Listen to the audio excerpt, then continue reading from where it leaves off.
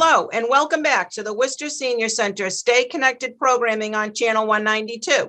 My name is Suki Lapin, and I am the program coordinator at the Worcester Senior Center. Today, the Worcester Senior Center staff and elder group coordinators discuss diversity with Dr. Sahdev Passey. Now, please welcome Amy Vogel-Waters, Director of the Worcester Senior Center, who will read our diversity statement. Worcester Senior Center strives to provide a welcoming environment which promotes acceptance, appreciation, and inclusion of people reflecting Worcester's diverse population. Our commitment to embracing diversity helps to enrich the experience of participating and working in the Senior Center, as well as to generate respect for all people and their individual differences. Hi, I'm Linda Winsek Moore, Manager of Senior Services and Education here at the Senior Center. My name is Andrew Davis. I'm the Elderly Group Coordinator. Hi, my name is Lindita Taka. I am Senior Service Staff at the Worcester Senior Center. I am the Albanian and LGBTQ plus Elder Group Coordinator. Hi, my name is Ward Abdolki. I'm the Arabic speaking coordinator here at the Senior Center. Wei Shi, Program Coordinator for the Chinese Elder Group. Hi, I'm Jose Carret. I'm the coordinator for Latino Elder Group. Hi, my name is Yang Fang, the Multicultural and Senior Services Coordinator of Worcester Senior Center, and I'm also coordinating the Vietnamese Elder Group. Today it's my honor to introduce a very special guest speaker who is well known for not only his extraordinary volunteerism to make our community a better place, but also for his extensive wisdom and uplifting leadership in promoting diversity. And by the way, he's also a neighbor of Worcester Senior Center, Dr. Sahdev Passey. So let me share a little bit more about Dr. Passey. I've known him for more than 20 years. Graduated from Gandhi Medical College at Bothell University of India. Dr. Passey has practiced pediatrics in his private clinic at Vernon Medical Center in Worcester for the last 43 years. For over 20 years, he had also taught and mentored first and second year students at UMass Medical School. Another community involvement of Dr. Passey using his professional skills is to provide direct care at the Free Health Stop Clinic, a charitable project of the India Society of Worcester and the Indian Medical Association of New England for more than a decade. The clinic provides healthcare to the underserved and uninsured in the local community. Needless to say, Dr. Passey's volunteerism extends beyond the clinic and also into numerous roles in Worcester. He established the India Day Festival for the India Society of Worcester in 1989 and chaired it for 25 years. He also one of the founding directors of the Southeast Asian Coalition of Central Mass, a nonprofit organization for refugees and immigrants from Southeast Asia and recently from Middle East, and to help them to assimilate into mainstream America. He also established the Asian Festival for the organization and had chaired since 2003. For his excellent services to others, Dr. Passey has been honored with several awards, including the Key to the City of Worcester Choice by Mayor Ray Mariano and Mayor Tim Murray, the Community Service Awards from both the India Society of Worcester and the Indian Medical Association of New England, and the Community Clinician of the Year Award from the MMS Worcester District Medical Society. and a citation for community service from former Massachusetts Governor William Weld. It is my privilege to introduce Dr. Passey to our staff and multicultural coordinators and the audience today. Hi, Dr. Passey. Hi there, Young. Hi, everybody. Thank you for the kind introduction. My pleasure. Does anyone have any question for Dr. Passey today? Hi, Dr. Passey. It's Linda, the Manager of Senior Services and Education here. I'd like to ask you, what does diversity mean to you? Oh, thank you. That's very nice. Start out with this program. As you know that I was born and brought up in India, and first 23 years I was in India, and then I migrated to the United States. I came here in 1973. As you know, India is a very diverse country. Each and every state of India has a different dialect, different religious practices, different food they eat, different kind of clothing they wear. And being brought up in India, diversity is a part of your life, and you learn to accept it, adopt it, respect it, and honor it. When I came to United States in 73, there was a notion that United States is a melting pot of different cultures, which really didn't sit very well with me. Because melting pot meant it that everybody lose their identity and everybody become a one. And I proposed that America is not a melting pot, but America is a bouquet of flowers. Each and every culture and every ethnicity represents their own fragrance, own beauty in the bouquet. Even the best known flower, most beautiful accepted flower, rose, comes with thorns. But we live and learn how to live with it. And we accept it, we do not discard it. So that is my view of what diversity should be. And since 1973, when I came to this country, even the Indian population established in Massachusetts is very diverse. They are divided among their linguistic and regional divisions. And I started, and that was my goal, to bring the diversity of India back under one umbrella. And that was our goal when we started working with the India Society and created the India Center in Shrewsbury. Our theme has always been unity in diversity. That has been our mantra, and that's what we always push for.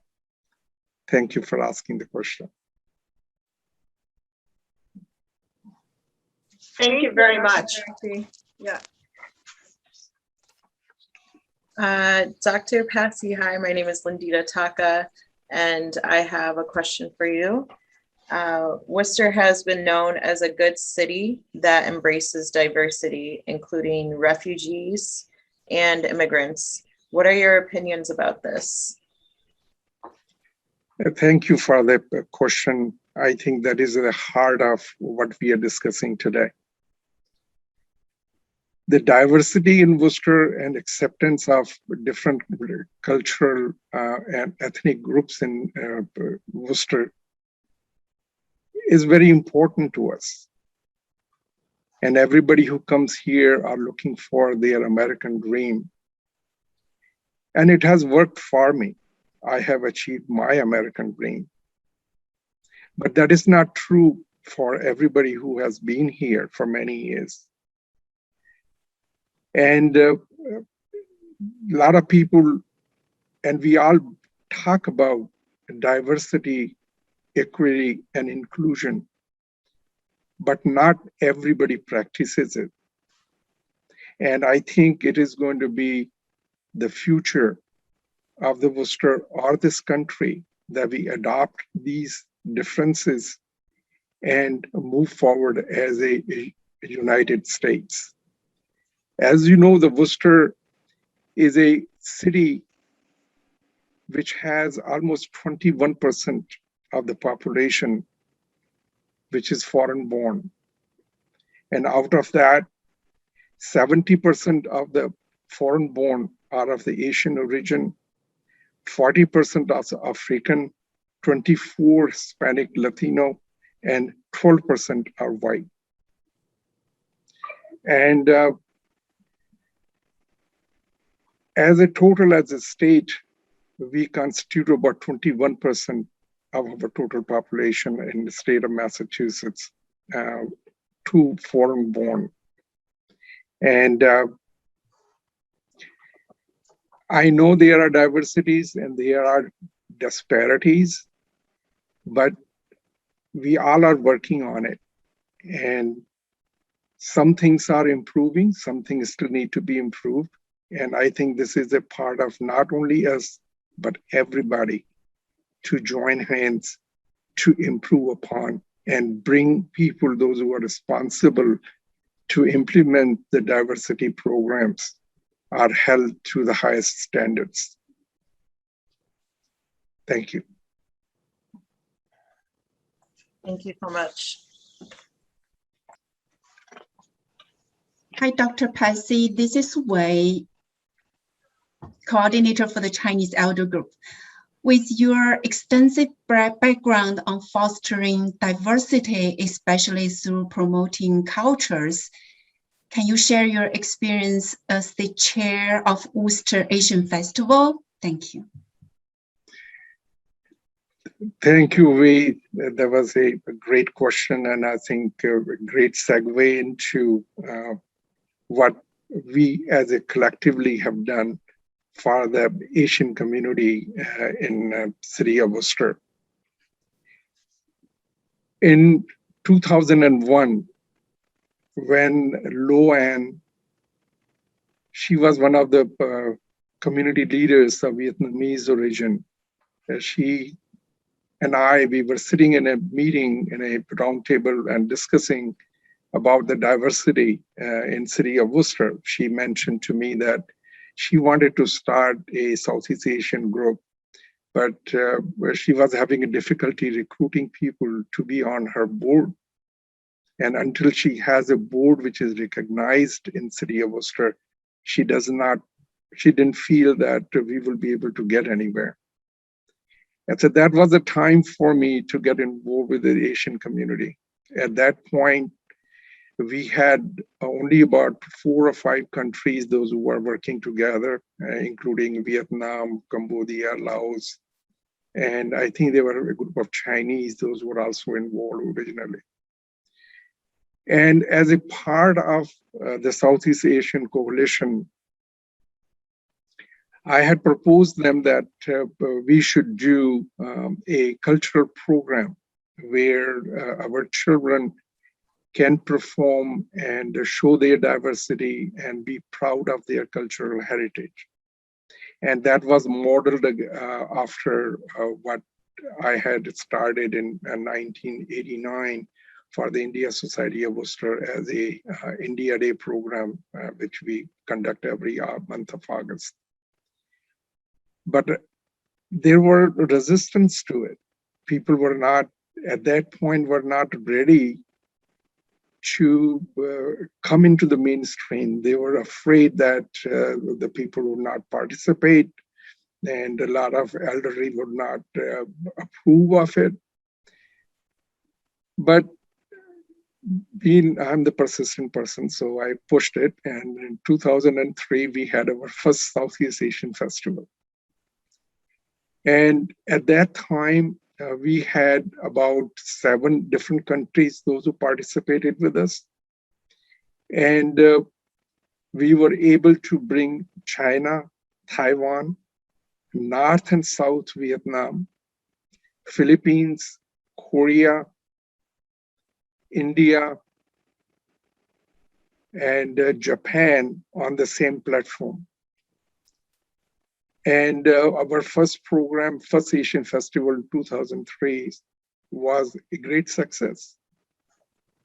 The following that in 2003, We had started out as a Southeast Asian festival, but 2 years later in 2005, we changed the name from Southeast Asia to Asian Festival because we had almost 13 different countries from Southeast Asia and Asia, those who were participating with us.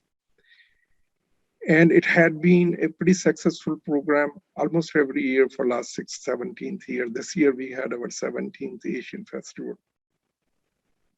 The main thing to bringing this diverse group under the same platform was the insistence that there will be no issues or talk about the politics of the region, and we will not talk about the religion.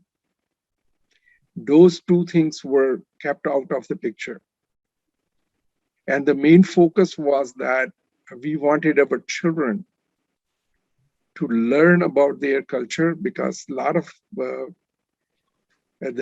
second generation, those who were born in the United States, have forgotten their roots and were not that much interested learning about it. And if we did not do anything about to correct that course, 10, 15 years down the line, their culture will be lost. So that was the main focus behind it. We convinced each and every country to participate, and we pushed them that it was not for them, it was not for their political goal, but it was for their children to learn where their parents came from, and they should be proud of their cultural heritage. There's nothing wrong being an American. That should be the primary goal of all of us, that we will be a very productive citizens of America. But remembering and celebrating your cultural diversity, nothing takes away from that, I think. So that was the main thing which we worked at. Hi, Dr. Passey. My name is Ward Abdolki, and I'm also the case manager at a Centuria Care Alliance, and that's a refugee resettlement. So next week, we're very exciting. We're bringing a family from Afghanistan, a family of 5. So we're very excited. I was talking about the Afghani families coming next week, so very excited about that. And that will bring more diversity to Worcester, as you mentioned. But I have a question, and the question is, Dr. Passey, as a pediatrician, have you seen any positive impacts of the handovers to your young patients and their parents? I think that is something which I don't know what impact I have on other people. But one thing I can tell you is that it is very, very important that when patients are coming to seek health care, they see somebody there they can relate to. It is very important. Even a lot of studies have been done to show that if a patient who has a chronic diseases goes to a person they can relate to and trust, their outcomes are much better than if somebody else is dictating them what to do. And it is so heartwarming to see that some of the kids will come up during the Asian Festival or India Festival or the free clinics we offer, and they will recognize that who I am, and they will come, they will give me a hug, they shake my hand, and they feel good.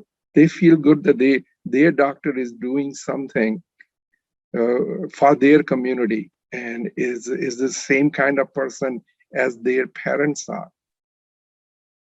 I mean, I'll give you an example how this diversity plays into when you are taking care of the patient of different cultural background.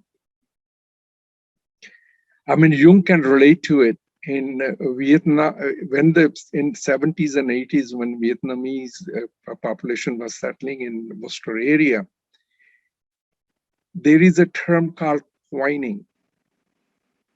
And what that includes is that whenever somebody has a cough, cold, or they have difficulty breathing, it's most of them are the grandparents will take a coin and they rub against their back. And it gives you a impression of a Christmas tree on the back of a person. And that was some folk remedy which people have learned in their native country. And that was supposed to ward off sicknesses and make people feel better. And we started noticing that our patients are coming in the office with those kind of marks. There was almost a bruise marks on the back of their trunk. And so after exploring it, we figured it out what was going on there. And we have one family who came to me, their child had asthma. And we had given them a nebulizer treatment, which is just a breathing treatment, which deliver the medicine during the acute attack of asthma. And we had given them the machine, we gave them the medication, they have gone home, we taught them how to use it. But 2 weeks later, a patient comes back and is still having a difficulty breathing. And so we were examining the patient, and you see the back again, there were those ecchymotic areas coining on the back of the child's body. So I asked them, what happened? They said that once we gave the medicine, everything was absolutely fine. Child was doing okay.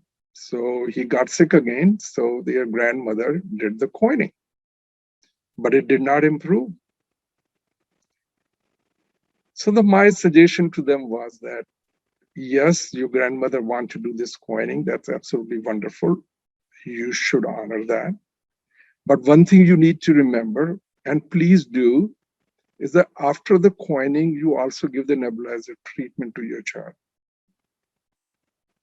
And that kid never had a problem again. I mean, those children have been brought to the emergency rooms, and the doctors, those who are looking at them, if they did not understood what the coining was, they were trying to push a case of child abuse against them, that the child was battered at home. And many times in the middle of the night, we had to talk people down that that's not a battering, that's not a child abuse, but it is just a folk remedy that people do. That's a cultural thing. And that's not going to harm the child. So you can let the child go home. And nowadays, because I have been in practice for last 43 years, many times in the exam room, when I go in, I have the grandmother who was my patient. The mother was my patient. Now I'm seeing the third generation. And that just gives you a feeling that you must have done something right for that family. They still have a trust in you. As far as my involvement with the children and trying to impress them upon that medicine may be a path they should follow, I generally let children, when they are about 4 or 5 years old, listen to their heart with the stethoscope. So they are excited about it. There's some introduction to the medicine. And a few years ago, I have gotten an invitation to attend a medical school graduation at UMass Medical School. And that was one of my patients who had gone through medical school, graduated, and she wanted me to be there during her graduation. After graduating, she moved out to New York. She worked there, did a residency. And about 2 years ago, I got a telephone call that she had moved back into the Boston area working as an emergency medicine physician. But she wanted me to take care of her child. And she drives from Boston area to see me. And I still take care of her child. Now she have another child, so they had 2 children. and she trusts their care in my hands. And to me, that is a greatest honor a physician can have. And I hope that we had made some impact for the right in the lives of our patients, those who come from a very, very diverse population.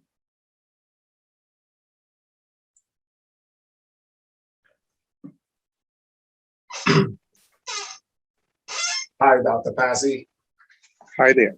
How you doing? It's Jose Carrat, the Latino Elder Group Coordinator. My question for you today is, what are your expectations in regards to diversity in the city of Worcester for the future? Thank you for the question, Dave. It is the diversity going forward in the city of Worcester. There was an article written by a very good friend of mine, Dr. George Abraham. A lot of people, you might know him. He's an infectious disease person up at St. Vincent's Hospital. He wrote an article in Worcester Medicine that was published a few months ago. The title was JEDI, J-E-D-I, or DIE, D-I-E. What that meant was, it was justice, equity, diversity, and inclusion. If you don't do that, it equals to D-I-E, die, the death. Death of new ideas, experiences, knowledge of the people, those who are different than what you are. He has also quoted Verna Meyer. She is one of the writers of a lot of books and articles on diversity. And she says, diversity is like inviting somebody to a party, but inclusion is to invite them to dance. It is very simply put, but has very deep meaning to it. And I add to it that not only you invite people to the party and include them invite them to dance, but also provide them attire, a formal attire to wear, and a police escort to their destination. That include justice and include equality. There a lot of work needs to be done in this regard. It doesn't matter where you live, and Worcester is not unique.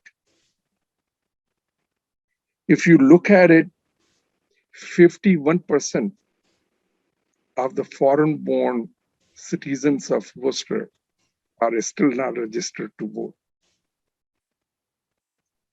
There are 200 legislature and in state house. Out of that, there are only 20 women representing us. Where there is a 52% population of state of Massachusetts is female. Our representation at the state house is minuscule. There are only 12 senators, under 12 legislators, and 6 senators representing the diversity on the state house. Even the city of Worcester, out of 10 councilmen, there is only 1 Latino representation. So I think it is going to be up to us to exert our political power to make the changes for good for everybody. And this is going to be the work which all of you have to roll up the sleeves and achieve it for the future of Worcester, the future of all our community. If we want to have our ethnic and cultural diversities preserved, then we have to work for it. We have to recruit people to run for offices, support them, go after the people, those who are living here for many, many years and have not decided to become a citizen, to make them, offer them a pathway to citizenship so they can vote and let their voices be heard. Whatever diversity of whatever ethnic group and whatever religious group we belong to, that is secondary to holding in a passport and having a citizenship of the United States of America. We are first Americans. We will do everything what is needed for America to survive and progress and thrive. But we do need the piece of the action. We need to be a part of it, in the destiny of America. And it can only happen when we all work together, recognize each other, and give them respect, give them a place on the table. All these boards are nonprofits, city councils, all major corporations. We need to keep an eye on it. If diversity is going to have any effect on these companies and the working of these big corporations, you need to have at least 40% of the board reflect the diversity of the community. And whether they believe it or not, in 2020 census in city of Worcester, this is the first time ever the white non-Latino population is only 48%. So right now in city of Worcester, the so-called minority is in majority. So what majority does in the future, this all depends on how much we want to get involved with it and how we want to steer the future of our children or this community. Thank you. Thank you. Yes. Well, again, Doc. Okay, I just want to chime in again.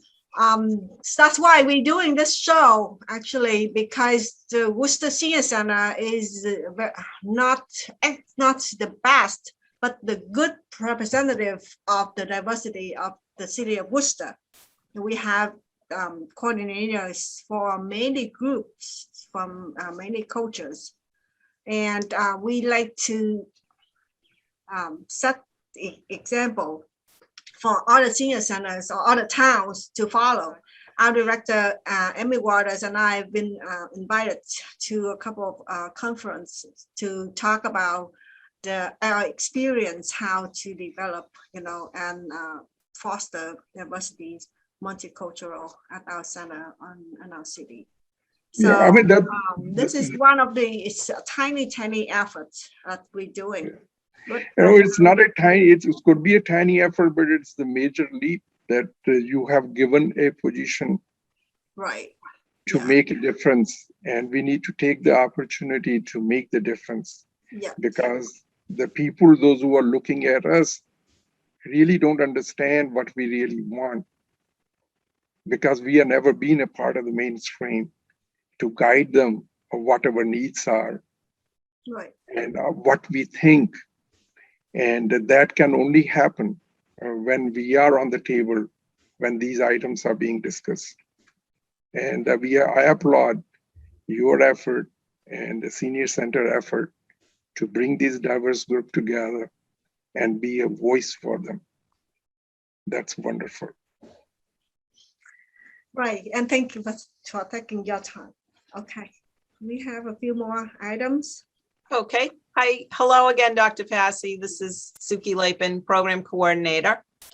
Finally, we have to mention that your wife, Carolyn, is not only a great volunteer partner, but has also done so many projects and involved in so many cultural events, including those at the Worcester Senior Center.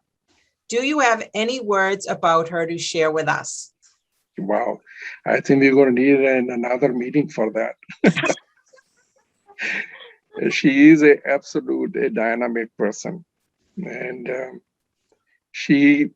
we got married in 1975, and it was her pushing that we got involved with the India Society of Worcester and started a cultural school in 1991 to teach our children the diversity of India. And we started different language classes and have a special programs to show our children how things are being done in India and how they reflect and impact upon them. She is more Indian than a lot of Indians I know of.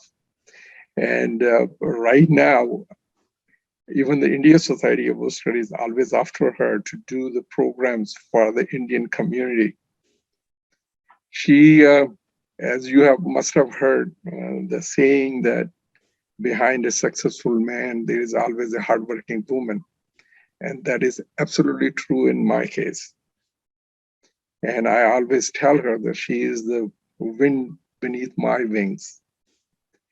And she is a very dynamic person. And she has not only involved with the senior center in Worcester, she is involved with the senior center in Auburn too. So she does these programs, and I think next month she's doing a program at the Worcester Art Museum. And so she is very much involved with the community, and not only the Indian community and Asian community, but even at her work at the Holden Library where she works. She's very much involved and be part of everybody's life. And she is a caregiver. She gives, and helps anybody who needs any help, any kind of help.